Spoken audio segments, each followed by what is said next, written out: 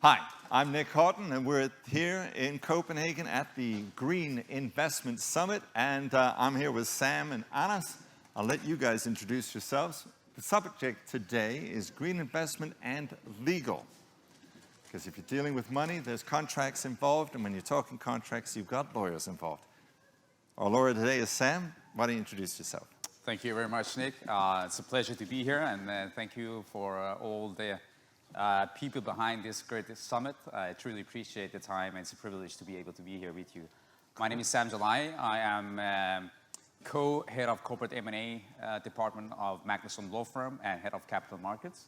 Magnusson law firm is a Nordic Baltic law firm. We are 200 plus lawyers, and we assist both investors, private equity funds, VC funds, and corporates, founders in various segments in the green field. I would say renewable energy and anything that makes the world a better place and more greener place to live. Cool. And Anas. Perfect. My name is Anas Well, and thank you as well for having me here. I am COO and Deputy CEO, Head of ESG as well at Green Mobility here in Copenhagen. We are a electric car sharing business based out of Copenhagen, as mentioned. We operate today in 8 cities across Europe with a total fleet of 950 EVs. For us, the focus is obviously to create a better city environment with a reduced CO2 emission and also reducing private ownership of vehicles in the street. And I think in terms of this discussion, also adding that we are today a publicly listed company, has taken the entire process from private company into First North listing and then main market listing today. Super. Well, to kick it off, we're talking about the legal aspects of this, and thinking if we stipulate, maybe we start at a seed, we start early stage, and then we'll work our way up. And I love the fact that you are publicly listed, because that'll take us pretty much as far through as we can go. All right, so starting early stage, a couple of things for people in this field that they really, really need to know. All right, people are often really focused on solutions, and as they're developing those solutions, they realize they need money. And then raising that money involves talking to people who aren't necessarily specialists on the solution, but are specialists in money, and there's often a gap there. Yes, and there are some things that people asking for money don't know about the process. I was thinking we could name a couple of these, because we were talking a couple of. Sure, there's a couple of thanks, Nick. There's a couple of takeaways, key factors to be focused on when you are a founder. You're looking for fundraising, and in this initial round, seed stage, you need to make sure that you're asking pretty much about, you're asking for smart money. Eventually, if your product is there and it's validated. The investors look into the product, proof of business, proof of concept, potential scalability, but they also look into the management and the owners, who are the founders. And pretty much, I would say 50% of the investments done is in the management and the owners and the founders. And I think sometimes we see the gap is the founders are maybe not quite, I would say, diligent in terms of making sure the chemistry is there. What kind of expertise are you looking for? Is it improving your sales channel? Is it improving technical assistance expertise? Or do you need somebody with helping you with scalability and internationalization? And you need to make sure that you're looking for smart money and not just any kind of money. See that? This idea is often there's a translation issue, and I think when we're on our side, let's say when we say smart money, I think oftentimes startups come to this and they think they know less than they actually do. And that most startups, everybody's in startups, you've all got romantic relationships in your life. If there's an app that whether you've tried it yourself or just watched other people use it, it is Tinder. This is much more like dating than people often realize. This is not like everybody needs a bank, so you just get a bank, and as long as the bank's okay, whatever, all banks are irritating. This is not the same thing. The relationship with your investor is like a marriage. They will be they will be up in your stuff all the time. And you spend way more time talking to them than I think people often think they will. So you need to like talking to them. Definitely. Otherwise. Yeah, and that's what we spend a lot of time on, when you do transaction documents, we spend quite a lot of time and focus on shareholder agreements.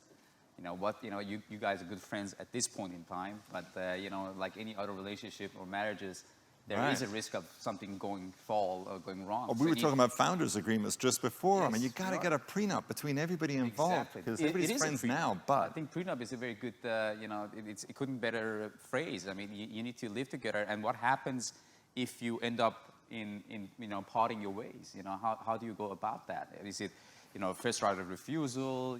How do you, if you want to increase capital, is there a material breach? Do you want to, have the right to buy the other party out of the business, and what valuation mechanism are you going to be applying to that?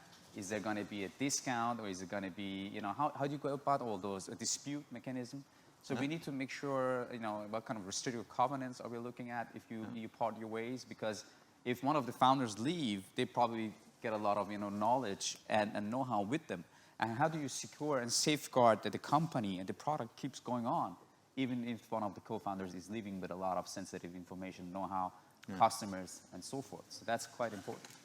I've worked with a lot of founders, and I have never met one that didn't claim that they were bringing smart money to the table. And not all money is equally smart. You've raised money, you've had to, and in mobility, everybody thinks they know everything about it. No man, I don't think I've ever met a man who admitted that he was a bad driver. Your smart money, what kind of, you have the data, I'm sure, but green mobility, what was the smart money that you raised early? What did that look like? I think... Or did you get smart money? I don't want to offend any of our investors, but no, I think maybe just a general comment on this smart money, to align between investors and founders. What do you believe in is smart money? I think that's always often misunderstood, that there is one perception on the founder side, there's one perception on the investor side, what we're bringing versus what they're getting. So you need to really be aligned on what is this, what can you, as an investor, what can you bring in? I think for us, when we look at what I would say with smart money is also in terms of having investors who are long-term. Because once you list your company, essentially all investors can sell their shares tomorrow, which is, there's pros and cons in that. But we also want investors who are long-term in our company, who will commit also to the next phase, because we're going to raise additional funds ongoingly. Right. We need additional, since listing originally, we've raised additional capital 3 times. Okay. And we'll do it again. That's part of our growth process. So we are in a constant funding mode. And that's because, there's a lot of us, that are focused, just on this round or the next 18 months, but you need to have a plan for the next 10 years. How do you get from, and how many rounds is that going to take? And it's not a one-time thing. When you're a sort of a startup, or you don't focus that far ahead. You focus the next 6 months. Because you're really busy. Obviously. Yeah. But I can tell you, it's not much unlike being a listed company. Our focus is also very the next we quarter. need to build the new cities. We need to operate the business next quarter. But I also have to look at the long term. We need to fund the company for the next 5 years to deliver on our growth plans. So getting this into the now, the focus here is legal. Getting this into the agreement. Because to be honest, for us mortals that didn't go to law school, most of what we read is, here, wherefore, through, a lot of it's Greek, ancient Greek even, and so it's, we're looking at places to focus on in the contract and in the agreements is, pitfalls. One of the ones we talked about before was the cap table, who owns, which is a fancy way of saying who owns how much of what. And I think with this long term, if we're looking for long-term capital, because a lot of these things take a lot of money. Green mobility is not an app. The cars cost a lot of money. Electricity costs a lot, so it's big cash a lot of times. Thinking of things to watch out for, tips for these people to help them start unraveling what a founder's agreement, what all these documents are, what a term sheet, where they should be paying attention. Yeah, we start off with the term sheet. It's a framework agreement, and basically it's usually not legally binding to start with. But term sheet sets out, the framework of the investment, or going together and joining in an ownership of a company. It sets out the terms and conditions. This is, these are the principles, general principles that we want to apply to this, joint journey together. And then you need to have shareholder agreements. And you see sometimes founders are a little bit, laid back, too laid back with the shareholder agreements, maybe that's not the point in time you need to, save money and expenses to the auditors, because you need to have this document in place to make sure that this document stipulates and regulates all the associated risks and ups and downs that are associated with being co-founders in a co-ownership in a journey that starts with seed. And sometimes you need to make sure that mechanisms is there. What if there's a need of increasing more money? I mean, you need more investment. Right, you're saying you're planning multiple rounds. Exactly. What are really, so for example, the cap table, who owns what? So we talk about, if you're going to raise multiple rounds, then you can't give away too much in the first round. So usually it's rule of thumb, 10-ish% per round, 10%, right, per round. What's other things you see where if you're looking for long-term capital, where you're looking for many rounds, what's other things you see? The typical pitfalls that I see in startups and the founders is I don't know if you agree to this, that sometimes in their eagerness to raise funds, that they gave away too much for too few. And they're not looking, ahead in the journey, as you're talking about, from seed going to A and then B and C, that if you give too much away, too much stake of ownership, then you're going to exclude future investors, corner investors coming in and said, okay, you gave away 30% or 40%.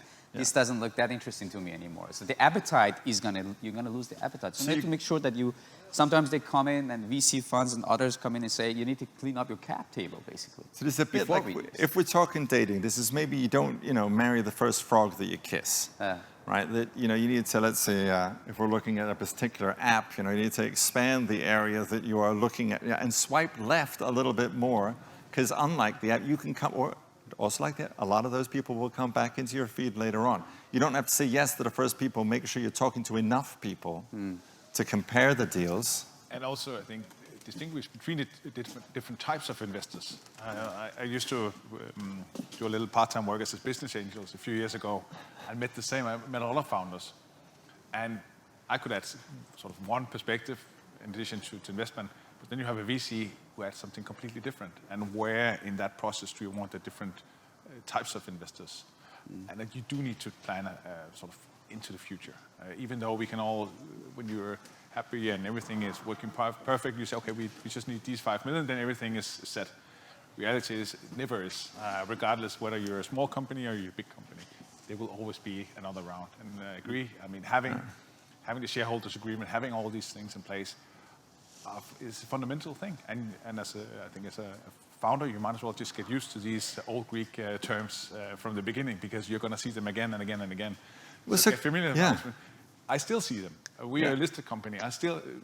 It's more or less the same templates. The sizes have changed a bit, but the principles are the same. So tips if I might add, I mean, for instance, some of the things that we offer to suggest to founders, they'll come to us and say, listen, Sam, I need to keep bringing a CTO, and it's important to me, and this guy hasn't that kind of investment, the capital to invest. So sometimes we suggest to them that, what about the reverse listing? Reverse listing, you give him the shares, you register the share register of the company, but they earn the right to the shares over a duration, a period of time. You agree with them in, let's say, 3 years, 4 years, and in tranches. So they own, your right to repurchase the shares from that person you're getting in as CTO. That diminishes throughout the years, and they earn the rights. You set up some set of KPIs, commercial KPIs that they need to achieve, and every time they achieve that, they earn the right to those shares. And that's a good incentive plan to have, bringing co-founder, because you don't know them maybe very well. You have done your due diligence or screening, and you need more time to see how this is going to work. And if it doesn't work, if there's a bad lever, then you can buy them out with 50% discount or 75%, depending on the duration of period, how long have they been there, and what kind of how good lever they are. And I think oftentimes it's, for example, like the best way to work with a lawyer, I was just thinking, is if I come to you and I go, Sam, instead of bringing you, I want to do this, it's Sam, I need to bring on a CTO. What are my options? I'm thinking of, he can't invest, but I'm thinking of giving, I can't pay him a lot now, so I'm thinking of giving her shares. Exactly. How should I do that? As opposed to coming in locked into. But so getting smarter things, Absolutely. And I think that's a different perspective. As a founder, you also need to see your lawyer as a close cooperation partner. So how do you use your lawyers? Because I mean, you obviously, if you've listed, I'm guessing there were a couple of lawyers involved, 1, 2, 7, 10, many. And it remains to be a significant part on our cost side. And I think you have to realize that Value creation side, I think is what Exactly. Sam would Added say. value. Thank you, added value. Added value. Good, good, yeah. But how do you work with them? I'll give into it. It is, because otherwise I could just choose to opt out. Yeah. But it is realizing there are issues that, while we've done this for many years, there's still sort of areas we don't, but we also need to discuss something with our lawyer. So I agree with you, putting sort of more the framing of it, and have that discussion to get some viable input, rather than say, we're going to do this. So, can you just make so legal some work? examples. Could you give us 1 or 2 examples of, because I mean, think like the it's CTO from, examples are cool. In our perspective, it could be when we considered moving from First North to main market listing. Okay. So the First and North cons is from a a small market listing. First North You've is got, a growth exchange on NASDAQ. right, okay, and so it's got limited, lesser reporting requirements and compliance requirements. At the same time, you've got access to less money because it's not a major listing that pension funds and index funds. It's a non-regulated market, whereas the main market is a regulated market. Okay, so I'm moving from that to that. I'm thinking there's a lot of paperwork. Doesn't go very well with being a green company. Billable hours. No, but it's, we could just say, okay, we want to do it, fix it. Yeah. But I would much rather have it, okay, let's do this in the best possible way. And we need to have some input. And yes, there will be more billable hours. But I also see that we are getting more out of it at the end. We want to succeed as a company. And I can take it back to even when we're a smaller company, when you look at, okay, we get this bill from the lawyer, and this is too much. But I've also realized over many years of doing business that it adds more value. And especially, I think, when you're a founder, having good advice to help you in that process, you're going to appreciate it maybe a bit more in the long term, but you need a sort of a sparring partner on that. You need some input, not just sort of something to solve, but someone who has that experience from a legal perspective, saying, okay, you can structure the cap table like this, you can do so and so, and this is realistic. You need that input. Here are your options. This is why I recommend Because this one. That's where you go from with the cap table, whether it's 10 or 30%. And so if you've got Nick, just tap into what you're saying. It's absolutely true that traditional sense of being a lawyer, attorney-client has changed, developed over the years. The lawyers that companies like Anasis are using are trusted advisors. People who know the business they are in, the challenges, the competitors, and what is the journey, and also know you, right? Where are they now? Where they're going? They need lawyers who understand the business and the company and the culture of the company, history of the company, and what is the future of the company, what is the product, and then you have all the things. Since we talk about COVID, the pandemic, but since the financial crisis, actually, there has been a shift of power. So clients have been becoming much more sophisticated in terms of, Anas will go through the invoicing and say, listen, Sam, what these hours, have they added any value to me? I mean, you spend time on printing, or have you no? No, but this was something that used to get billed back in the day. And if Anas could say to me, if you've done M&A or listings in 21 years, and so you should be able to tell me how much this is going to cost in the ballpark figures before you commence the work. And if you're going to override the budget, then you need to know me well ahead, because otherwise I want this is something that I won't pay for. And the clients like Anas, if I ask Anas, he got a panel. They're not married exclusively to any law firm or lawyers. So they're shopping around as well. So lawyers are looking for what I call captive clients as well. It's much more competitive market right now, and you see companies like Anas's gradually over time building their own internal law firms with in-house lawyers. So there's much less to give out. There's a legal ops function, and listen, I mean, this is competitive. It's great for clients. It's also great for the companies that can stand out, because then it's easy, because people aren't just staying with their law firm that they've always worked with because we've always worked with them. They're out actually actively shopping. You also need to realize that you will grow through different lawyers, to sort of say. Because obviously some of the lawyers that we're working with, would be too expensive for small companies. And the sort of the advice and the competencies you need are not the same. So you also have to realize that at certain sort of thresholds, you need to start shopping around. It's not that the lawyer you're working with necessarily is a bad one, but we all have our different sort Your of needs areas and of the products in it. You have different needs. You have bigger needs now, and you need a different sort of set of skill sets. You might need a lawyer, a firm where there are several competencies. Not everything is sitting with one person. So let's see, if I'm starting out, I want to go buy whatever it is. But if I'm going to buy a bicycle or a lawnmower or whatever, I look up online and I look at reviews of, and I was thinking with the early stage investors is download some of the term sheets that are out there. Is always what I say. Is Y Combinator has a term sheet that's really good. That's a good basic fair term sheet. Buy Founders here in Denmark has a term sheet.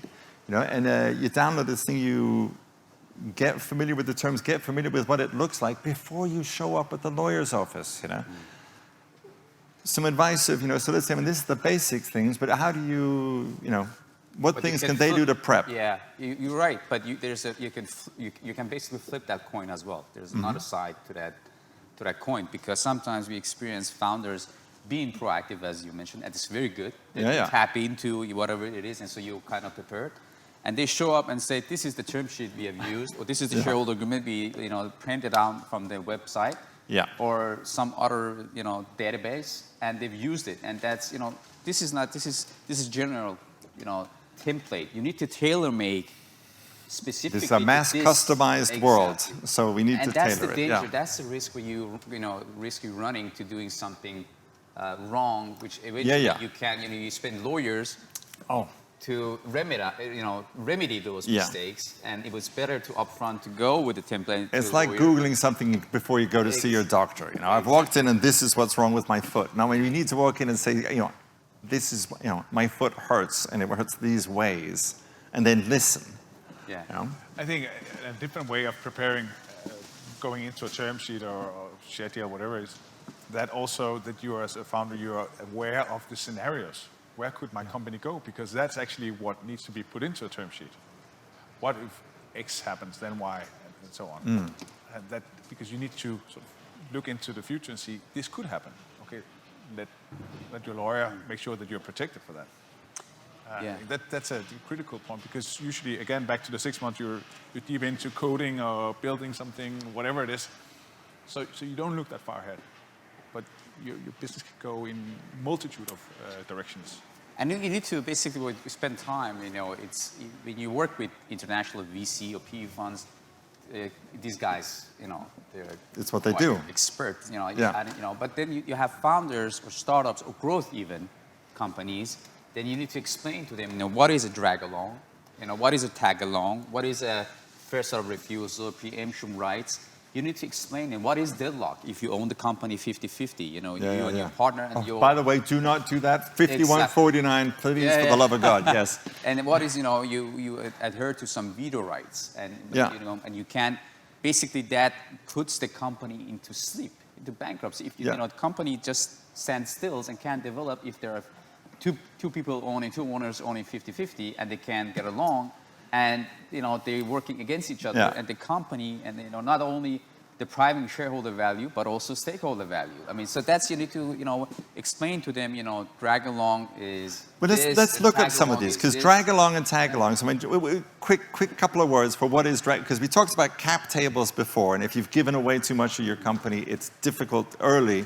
It makes it very difficult to raise money as you go along. All right, so drag along, tag along. Let's have if we had a quick round of our favorite things that go wrong. Drag along basically means that if you and I own the company together, and I owe, let's say, 60%, you own 40%, basically in general terms. And Anas wants to come and buy my shares, and he says, "Listen, Sam, I'd like to buy you 60%. I don't know, Nick is a good guy. But, I don't want, I like to look forward. I want, the 100%. And I pay premium if I get the 100% instead of the 60%. Right. Then I can, in shareholder agreement between the two of us, Nick, I can drag you along to sell your 40%. I have to sell my 40%, whether I want to or not, on your terms. Yeah. Right. And tag along means that you can, basically have the right to tag along with me to Anas and sell you 40% the same price. Regardless of whether I was ready to buy the 40%. Yeah. I'm forced Cool. to buy, then Cool. So what's your favorite, let's say, your favorite things to watch out for? I think realizing that you will most likely need additional capital over time and prepare for that. How do we work? Because usually what you see is a founder is not able to commit more resources. And if any, it's minimal. So how are you protected from a dilution on this? Right, and so dilution, because exactly, that's another one of my favorites, is dilution is, Sam, you're the lawyer.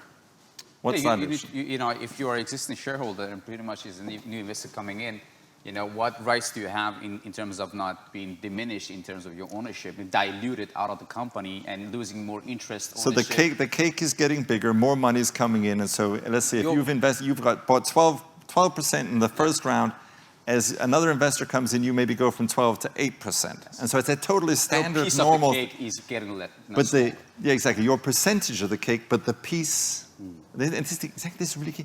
The percentage of the cake is getting smaller, but the amount of cake that you have is now much larger. Oh, yeah. So it's about owning 8% of something worth $1 billion as opposed to 12% of something worth $1 million. Exactly. But there's a psychological factor in it. Yes, and that's and this is where the dating comes in. It's so emotional. You've created this. You don't want to lose it, and sort of the pessimist would say you've already lost because you've sold, you brought in an investor. Took it outside So that's money. a very pessimistic view. But we have the same. When we do capital increases, essentially I'm diluting some of our investors if they don't buy shares as well. Right. So if they don't want to get diluted, they need to invest extra money. And what's that called again? Pro rata. You totally good. So, but I always use that phrase as well, saying that the cake is getting bigger. You are sort of dollar for dollar, you are owning the same, if not more. But some people aren't in it for the cake. The thin slice you may have in my company, it's getting slightly smaller. But does it even matter? I don't think it does. But the perception is that it does. Of course, more so if you're a founder and this is your baby, and now you've gone from maybe 50 or 51 down to 45. That's a huge step, typically, right? Because you're losing essentially control. But you could also argue from 40 to 30%. I just gave away 10% of my company. So there's definitely a huge psychological factor. So there's an emotional component to it. But you have to always look at, why am I in it? Because ultimately you want to have a value in it. Have you ever, just put a question to Anas, if I may. I mean, we talk a lot with some of the startups or growth companies in the want to do fundraising, the pros and cons going on a market, being stock exchange listed like Nasdaq, First North, or Spotlight stock market in Sweden, and versus going to VC funds and getting financial investors and not being listed. I mean, obviously being listed has some pros and cons. I mean, your heavily regulatory and compliance duties, puts investor relations and quarterly reports, and then you have not being listed. Then you have investors who are waking up at 3 a.m. in the morning and want some report, and they're active in the board as well, and they will tell you what to do and what not to do with even with the 20%. So it's how do you see it, pros and cons? What's here? And we're having a really good time. I got told 1 minute, and that was 30 seconds ago. So let's make this. You got the last word on this. I agree. Absolutely, pros and cons. As I see it, it gives us better access to capital. We can work with a lot of investors. So better access, more money. More money, potentially. There are a lot of VC more money, more problems. Exactly. We have a lot of investors. We have about 4,000 shareholders today. From the ones owning 1 shares to the ones owning thousands of shares. And I still get called at odd hours with different questions. That's fine. That's part of my job as well, to work with our investors. There are a lot more regulatory, and you really you need to want to do it because it's a completely different ballgame, and there's a cost side to it as well. I'll tell you, last hand grenade I'll throw in on that one is there's tech that can help with all of that stuff. For whatever problem you've got in this being, there is an app for that because there are diligent people out there in the startup world they've seen that problem and they've made a solution. Cool, that's it. That's all we've got for right now. Thank you. Grab these people. They are available through social media or through the conference here. Follow up. If you thought they were interesting, reach out. Thank you. Thank you. Thank you as well.